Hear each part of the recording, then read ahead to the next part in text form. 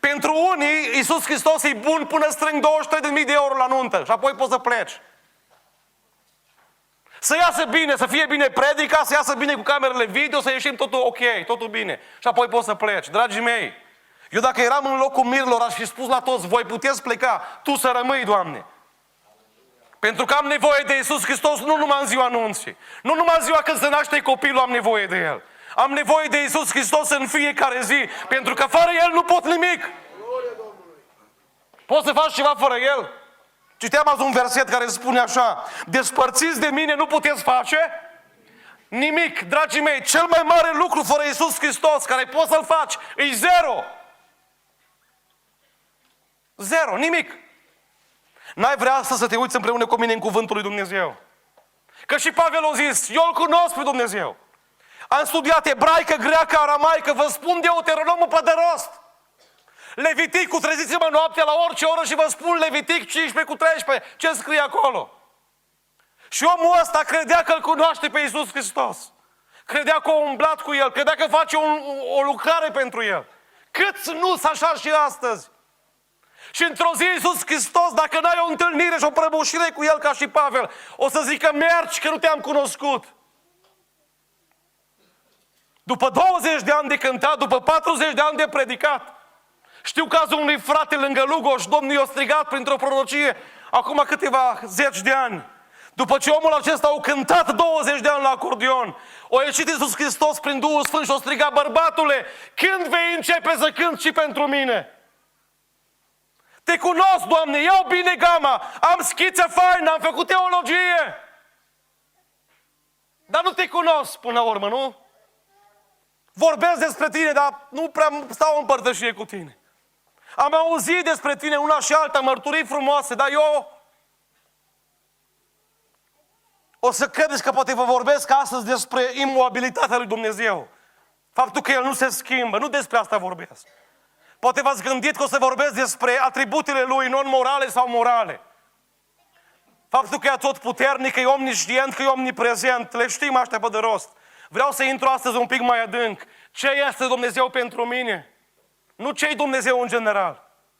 Și în primul rând vreau să vă spun, dragii mei, că Dumnezeu este Cel care alege timpul potrivit pentru tine. Și vreau să vorbesc un pic despre timp. De-a lungul istoriei de peste 6.000 de ani, Dumnezeu a ales pentru Cristi Boariu, pentru cei de aici din sală, să ne naștem în anul 2018, să trăim în anul 2018, născându-ne în secolul 20 sau 21. Și în toată istoria aceasta, Dumnezeu a ales un timp pentru tine. Să trăiești 20, 40, 60, 80 de ani.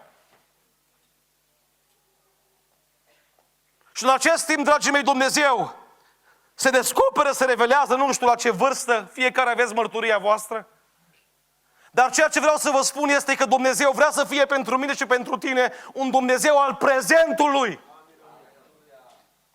Deschideți, vă rog, cu mine din nou în Exod, capitolul 3, cu versetul 14. Dacă poți să-și afișez. Dumnezeu a zis lui Moise, eu sunt Cel ce sunt.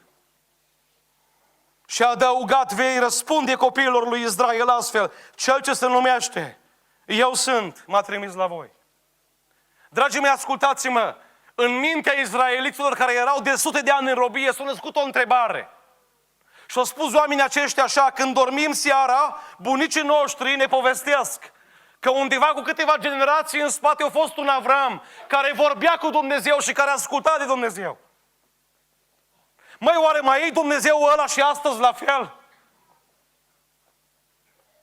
Și atunci când Moise a spus, Doamne, eu m-ai trimis, am înțeles, dar ce o să le spun? Că ăștia mă întreabă, cine te-a trimis? Tu să le dai un singur răspuns, că oamenii ăștia au multe întrebări. Tu să le spui un singur lucru, eu sunt. Eu sunt ăla care vă scoală în fiecare dimineață și vă dă de mâncare. Eu sunt ăla care vă scoală în fiecare dimineață și spune inimii să bate. Eu sunt cel care a oprit și roza pentru un timp ca să poți încă să trăiești. Eu sunt cel care ți-am dat copii sănătoși. Eu sunt cel care te-am binecuvântat cu o familie. Eu sunt cel care, deși faraonul e obraznic, e nemernic, e rău, totuși am stat între el și voi și nu v-am lăsat să fiți ucis de el. Eu sunt. Dragii mei, Atât de mult îmi place de Moise. Din ziua aceea Moise înțelege un lucru extraordinar. Că noi nu avem voie să umblăm cu Dumnezeu la trecut sau la viitor. Că Dumnezeu are un timp special pentru noi care se numește prezent.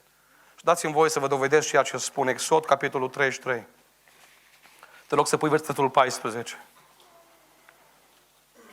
Domnul a răspuns, ascultați, Dumnezeu vorbește aici la viitor, vrea să-i pună un test la Moise. Voi merge eu însumi cu tine și îți voi da odihnă.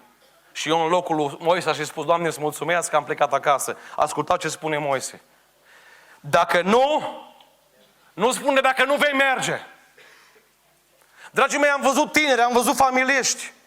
Domnul i-a spus, i-a promis una și alta și el a spus, e perfectă prorocia asta. Predica asta e foarte bună, dar nu astăzi. Nu astăzi. Mâine, poimâine, anul viitor. Deocamdată nu. Ascultați ce spune Moise. Dacă nu mergi tu însuți cu noi, Doamne, am o rugăciune, a zis Moise.